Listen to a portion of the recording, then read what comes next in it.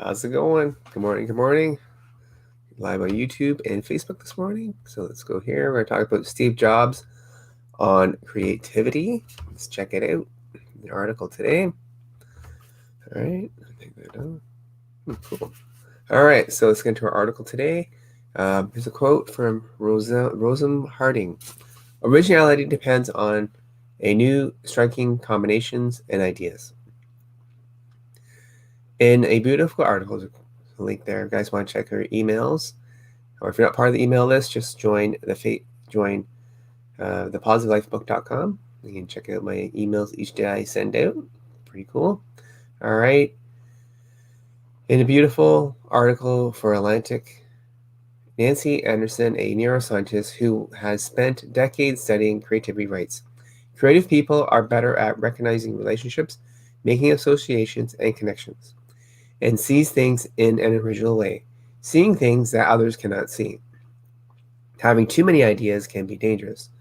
Part of what comes with seeing connections no one else sees is that not all these connections actually exist. Sorry.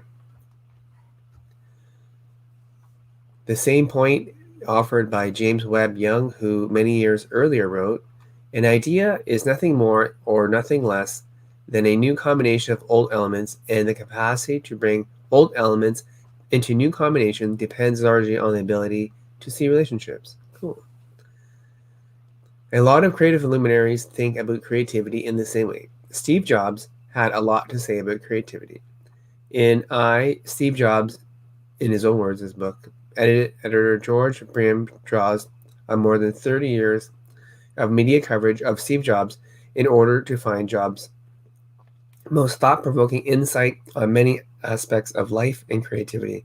Need to drink water, perhaps. All right, try that. Creativity is just connecting things. When you ask creative people how they did something, they feel a little guilty because they didn't really do it. They just saw something. It seemed obvious to them after a while. That's because they were able to connect experiences they've had and synthesize new things. And the reason they were able to do that was that they've had more experience, or they thought more about experiences than other people. Unfortunately, that's too rare a commodity. A lot of people in our industry haven't had very diverse experiences. So they don't have enough dots to connect. They end up with very linear solutions without a broad perspective of the problem. The broader one's understanding of the human experience, the better design that they will have. So good. The more you connect things. This becomes an argument for a broad-based education in Jobs.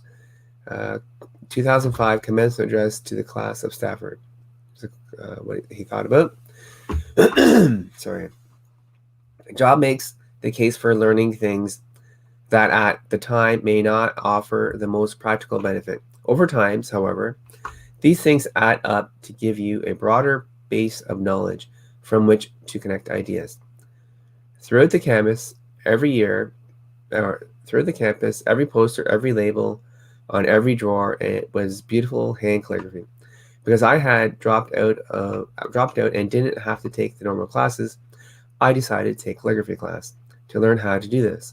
So I learned about sans serif, typefaces, the varying amount of space between different letter combinations, about what makes great typography great.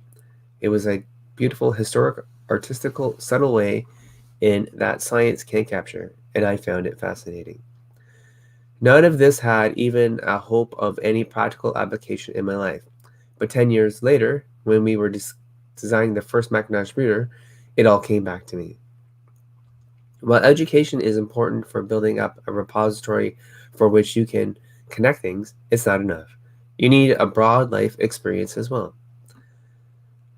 Go check out the book, Steve Jobs, in his own words. Check it out and get you thinking. All right, guys, that's it for today. I hope you guys have a great Friday. For those who are celebrating Black Friday today, excellent. Go get some cool stuff, hopefully. I'm working today, so that should be fun. All right, have a good one. Take care, guys. Have a great day. Thanks.